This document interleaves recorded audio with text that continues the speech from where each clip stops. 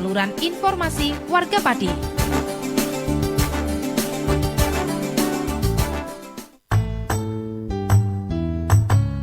Saluran informasi warga Pati. Disiarkan dari Geraha Adi Suara, Jalan Raya Pati Kudus, kilometer 3. Inilah 101 FM. Radio Maskota Pati.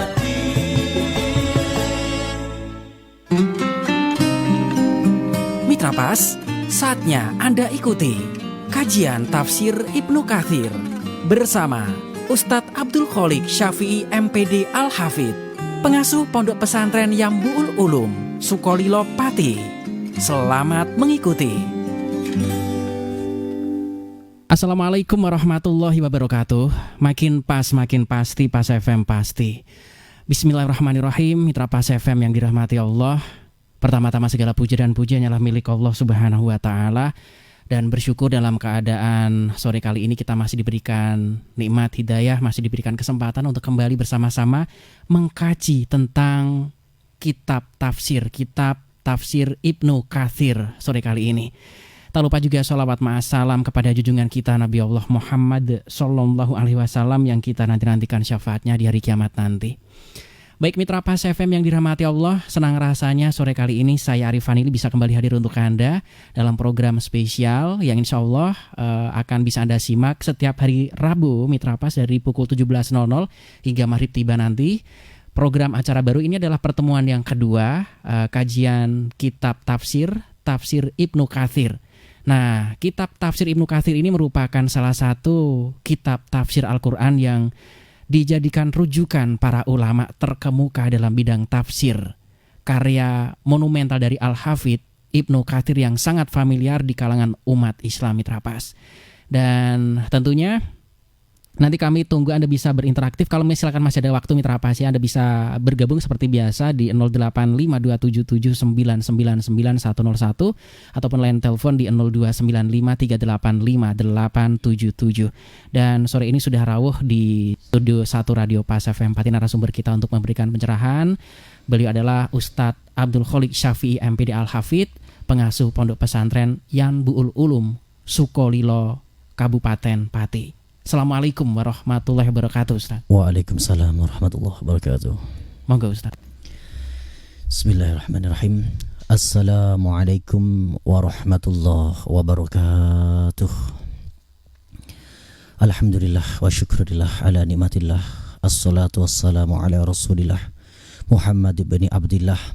La hawla wa la quwata illa billah. Nas'alullaha husnal khatimah. Allahumma salli ala Sayyidina Muhammad wa ala ali Sayyidina Muhammad. Amma ba'd. Mitra Pas yang dirahmati Allah, kita lanjutkan kajian kita tafsir Ibnu Katsir. Pada saat sore hari ini kita sedang membahas suratul Anbiya. Surah Al-Anbiya tepatnya ayat kelima. Agar menyingkat waktu, agar nanti materi yang saya sampaikan bisa lebih sedikit, beberapa materinya lebih banyak daripada kemarin, maka langsung saja kita mulai dengan baca Bismillahirrahmanirrahim. Bal qalu adghasu ahlamin bal iftarahu bal huwa syair falyatina bi ayatin kama ursilal awwalun. Bal qalu, balik podo ngucap sopo wong-wong kafir itu adghasu ahlamin, utawi kang den ucap ake Muhammad, maksudnya yang diucapkan Nabi Muhammad adalah Al-Quran. Adghasu ahlamin adalah bunga-bunga mimpinya. Balif tarahu, balik podo ngegorohaken sapa wong kafir ing Al-Quran. Hadza utawi iki iku ikhbarun, sebuah kabar, anta anat saking angase sapa anta anatil kufari, saking anase piro-piro wong kafir, wa ilhadihim, lan penyimbang-penyimbangannya. Setelah kemarin kita membahas iqtaraba linnasi hisabuhum, ini adalah munasabah, kesesuaian ayat antara ayat 1 dan yang berikutnya. Kemarin membahas tentang janjinya Allah hari kiamat yang datang secara tiba-tiba. Kemudian Nabi Muhammad menyampaikan ayat-ayat Al-Quran. Ternyata 14 abad yang lalu orang-orang kafir mengatakan adghasu ahlam. Yang disampaikan oleh Muhammad itu adalah rekayasa. Wong kuwi ngimpi. Itu hanya bunga-bunga mimpinya saja. Yang seperti ini adalah hada ikhbar. Ini adalah kabar betapa angase. Angas itu kerasnya perlawanan orang-orang kafir kepada dakwah Nabi Muhammad sallallahu alaihi wasallam. Wahtilafuhum fima yasifuna bihi al-Qur'an wa hayratihim fihi wa dhalaluhum anhu. Akan tetapi hal yang demikian ini juga memberikan gambaran bahwa sebenarnya orang-orang kafir ini mereka itu dalam bimbang yang sangat berat. Mereka itu mengalami kerancuan pikirannya. Kenapa? Ini. Fataratan yaj'alanahu sikhran wa taratan yaj'alanahu syi'ran wa taratan yaj'alanahu adghas ahlam wa taratan yaj'alahu muftaron. Indikator bahwa orang-orang kafir ini adalah orang-orang yang dalam kebingungan yang sangat pada puncak kebingungan adalah ucapannya yang berubah-ubah. Kalau kita melihat dari segi ilmu psikologi pendidikan, ketika kita sedang tanya jawab dengan anak yang sedang bermasalah dalam teori bimbingan konseling, ketika yang diucapkannya selalu berubah-ubah, indikatornya anak ini sedang rancau pikirannya. Begitupun yang dialami oleh orang-orang kafir. Dalam satu kejadian mereka menyebut Al-Quran ini sebagai sihir. Dalam lain kali dia mengatakan ini syair. Itu hanya syair. Kemudian yang berikutnya mengucapkan dalam ayat ini adghasu ahlam. Ini hanya bunga-bunga mimpi. Terus ayat berikutnya watarotan ya ja'alana muhtaron. Itu hanya bohong-bohongan. Ini menunjukkan sebenarnya pikiran mereka itu sangat rancau ya.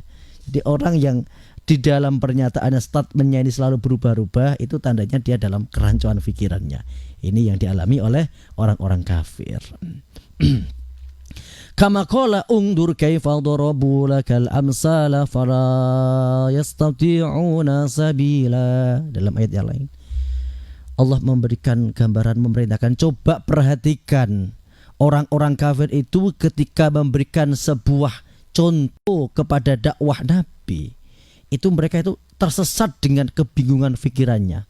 Fala yastati'una sabila, maka dia tidak mempunyai jalan keluar dari kebingungannya itu. Falyatina bi ayatin kama ursilal awwalun. Falyatina becek neka akan sira Muhammad ing kita bi ayatin kelawan ayat kama koyok dene barang ursilakan wis den turunaken sapa awaluna pira-pira nabi-nabi terdahulu. Nah, salah satu lagi orang-orang ciri-ciri orang-orang yang dalam kebingungan itu mereka itu selalu meminta apa-apa yang tidak ada di dalam kenyataannya. Yaknuna kana qatin salih. Muhammad nek kowe pancen nabi jajal buatkan unta dari batu seperti Nabi Soleh. Wa ayati Musa wa Isa. Muhammad buktikan sebagaimana nabi-nabi terdahulu, Nabi Musa, Nabi Isa. Nabi Musa bisa membelah lautan, Nabi Isa bisa menyembuhkan beberapa penyakit. Nek dituruti ya ora bakal anut. Karena ini sebenarnya hanya alasan. Maka orang yang sering beralasan itu sebenarnya adalah orang-orang yang sebenarnya yaitu mereka itu menolak ya. Jadi alasan itu bukan sebuah bukti, bukan. Jadi alasan itu hanya kerancuan pikirannya saja. Nek dituruti ya bakal iman. Sebagaimana ayat dalam ayat lain, wa ma mana'ana an nursila bil ayati illa an kazzaba bihal awwalun.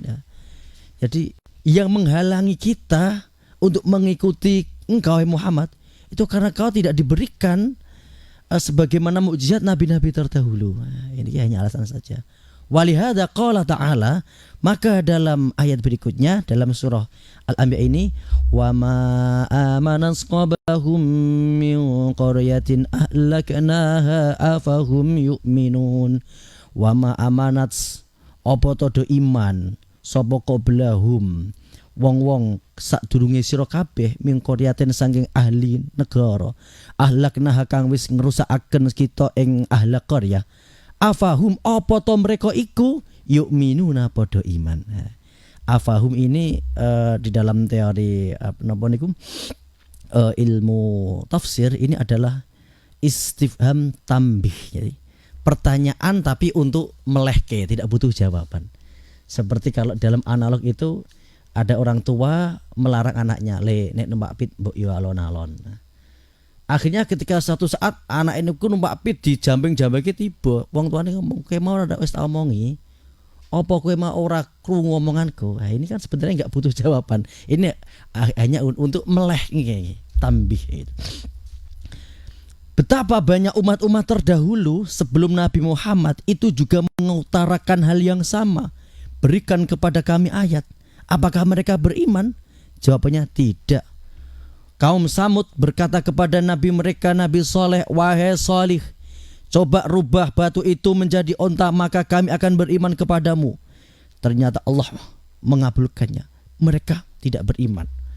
Kemudian umat Nabi Musa, betapa banyak Bani Israel ini memberikan pertanyaan-pertanyaan yang sulit, bahkan permintaan-permintaan yang aneh-aneh.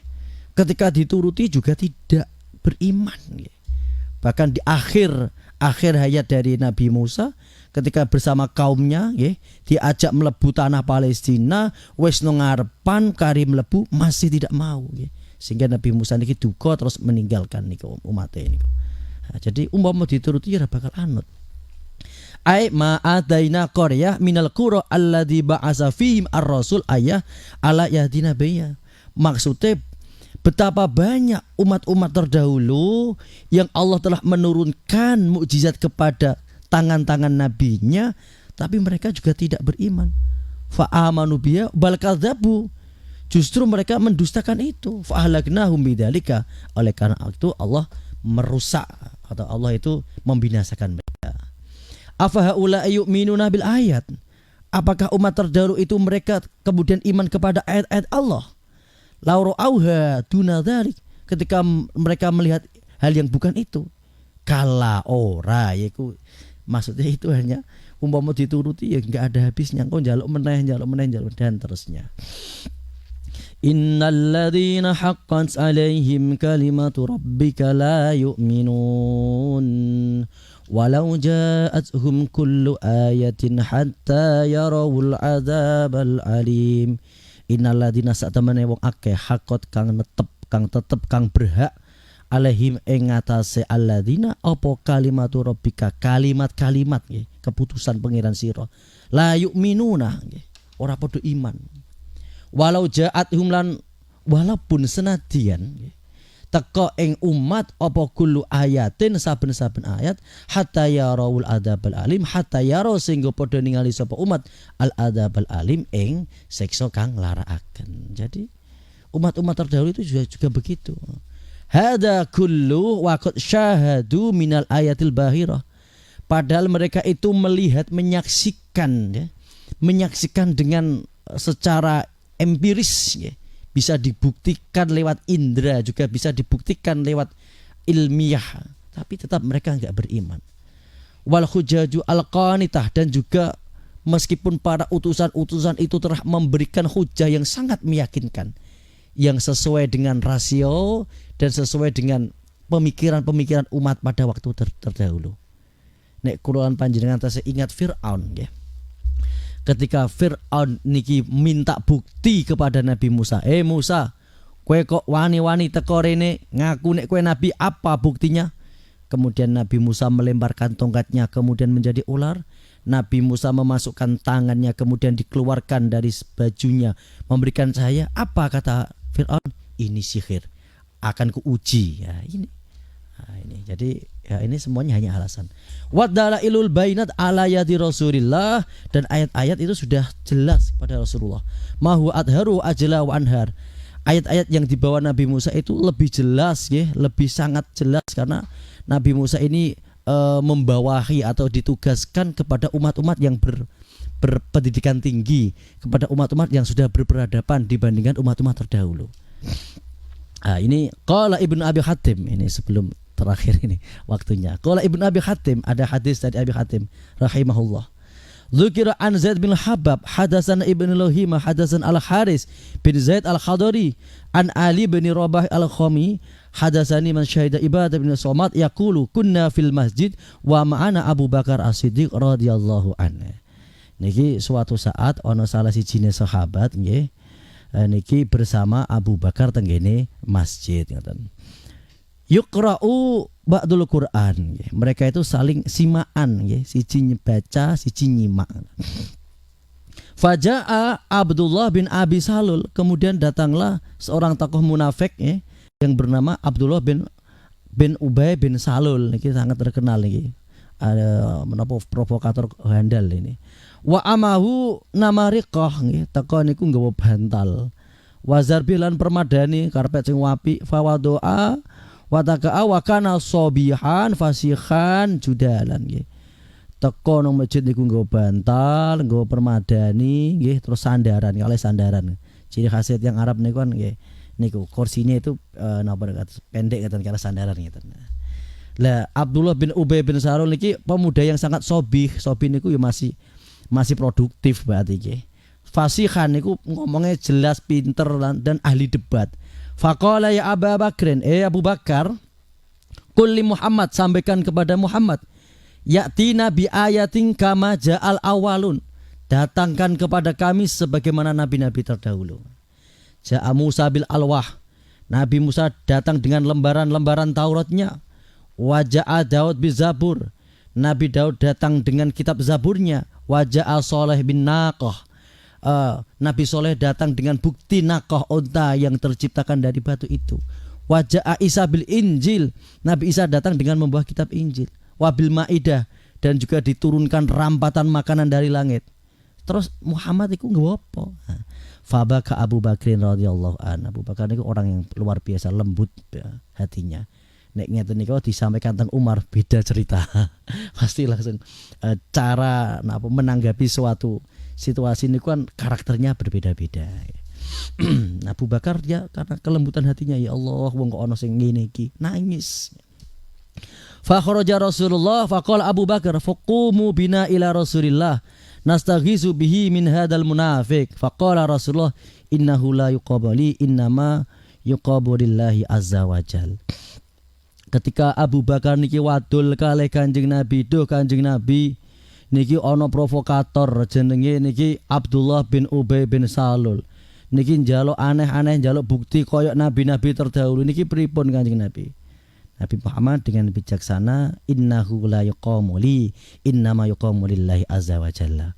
Ojo njaluk turun karo aku, njaluk turun karo Allah. Nanti Allah yang akan memberikan jawaban yang lebih fasih, yang lebih nyata dan lebih diterima, baik secara empiris maupun secara alam bawah sadar maksudnya. Ya Rasulullah, inna lakina min hadal munafiq faqala inna Jibril qala li ukhruj fa akhbir bi ni'amillahi allati an'ama bihi alaika.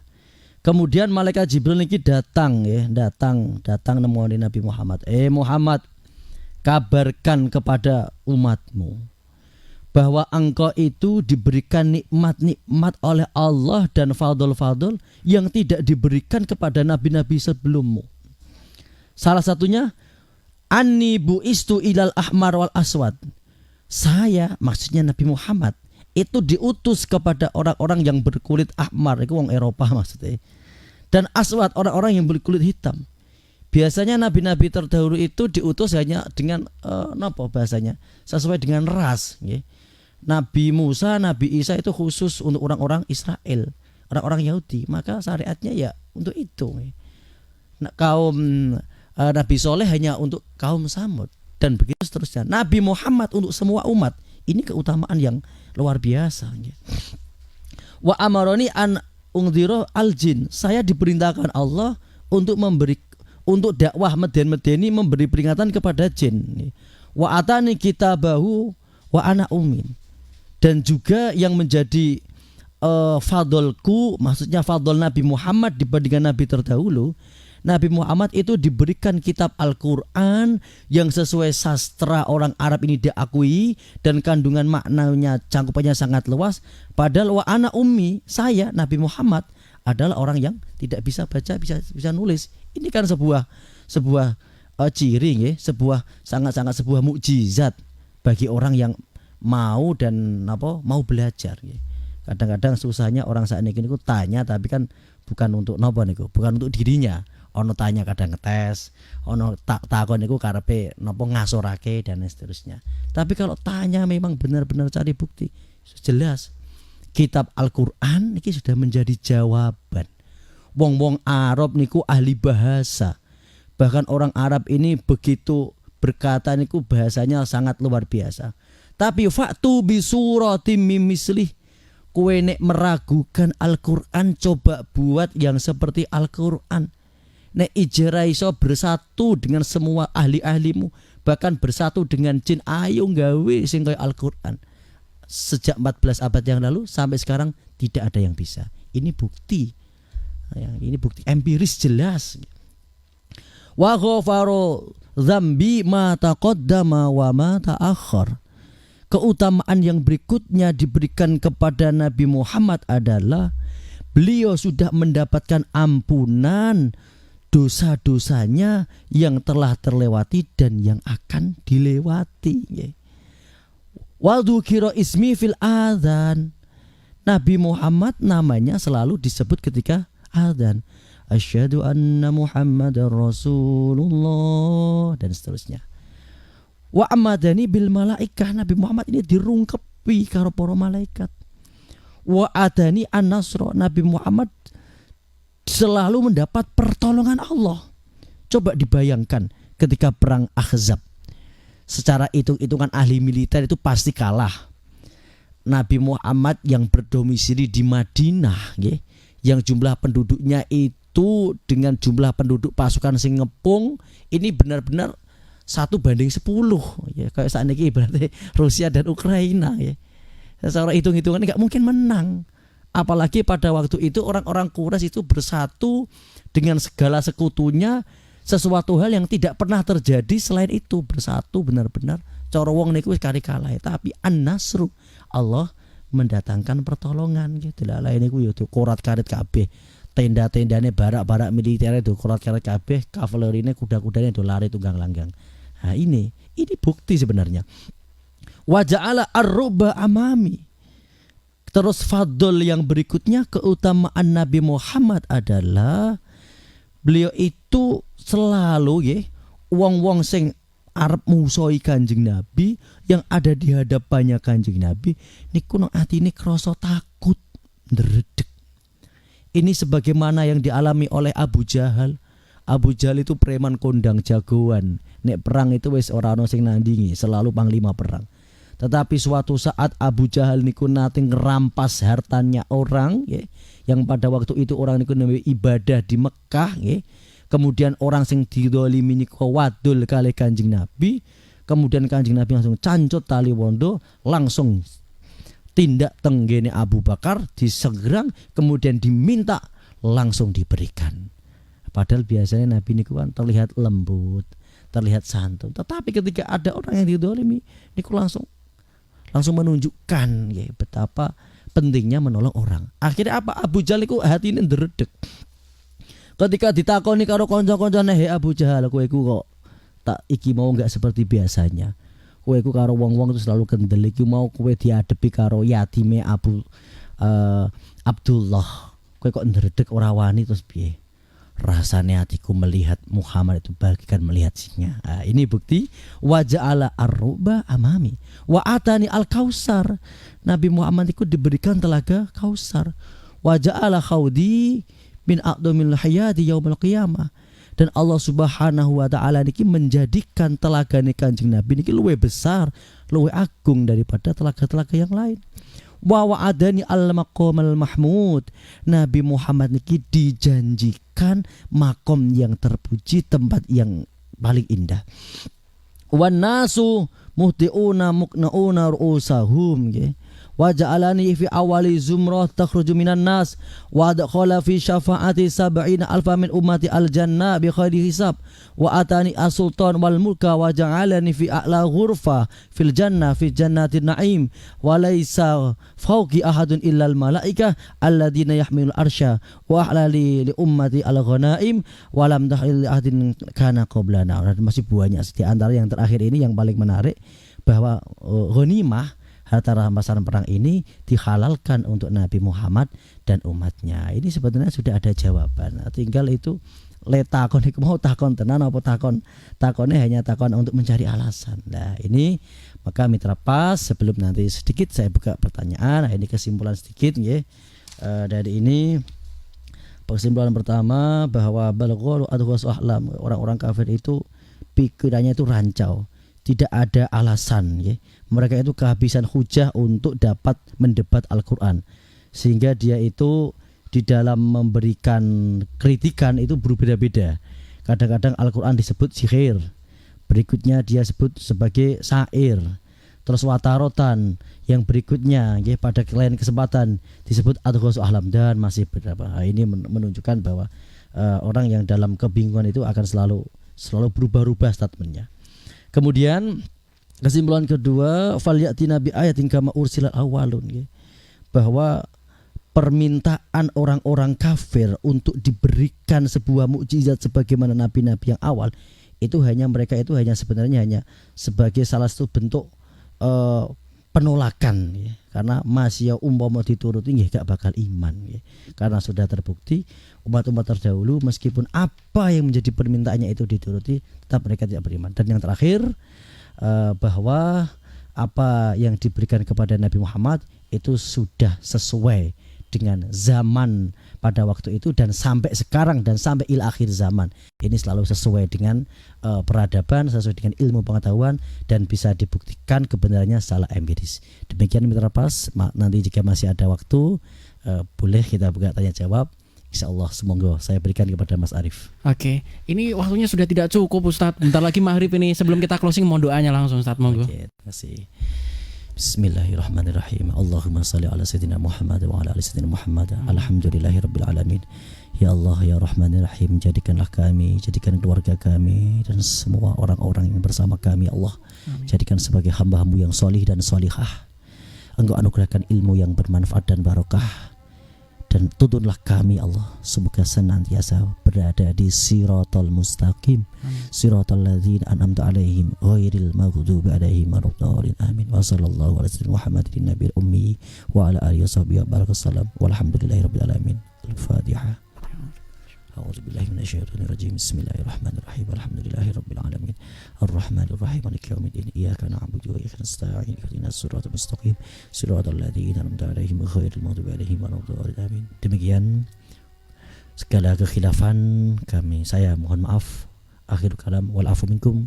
Wassalamualaikum warahmatullahi wabarakatuh. Waalaikumsalam warahmatullahi wabarakatuh. Mitra, demikian tadi telah kita ikuti bersama kajian kitab Tafsir Ibnu Katsir. Insyaallah acaranya bisa Anda simak kembali setiap hari Rabu ya, dari pukul 17.00 hingga maghrib tiba. Saya Arif Vanili beserta kerabat kerja Radio Pas FM Pati pamit. Mohon maaf apabila ada hal yang kurang berkenan karena kesempurnaan mutlak hanyalah milik Allah Subhanahu wa taala. Segala kesalahan datangnya dari kami sebagai makhluk yang memang diciptakan serba kurang. Informasi Pas FM pasti. Wassalamualaikum warahmatullahi wabarakatuh. Mitra Pas, demikian tadi telah Anda ikuti kajian Tafsir Ibnu Katsir bersama Ustadz Abdul Kholik Syafi'i MPD Al-Hafidh, pengasuh Pondok Pesantren Yambu'ul Ulum, Sukolilo Pati. Kajian Tafsir Quran Ibnu Katsir di Radio Pas FM Pati bisa Anda ikuti kembali pada Rabu minggu depan. Anda juga bisa mengikuti kajian rutin malam Jumat Tafsir Ibnu Katsir ba'da maghrib, diawali sholat berjamaah di Masjid Al-Istiqomah, Jalan Sunan Prawoto, Sukolilo. Dan setiap selapanan malam Jumat Wage jam 7 malam ba'da sholat Isya.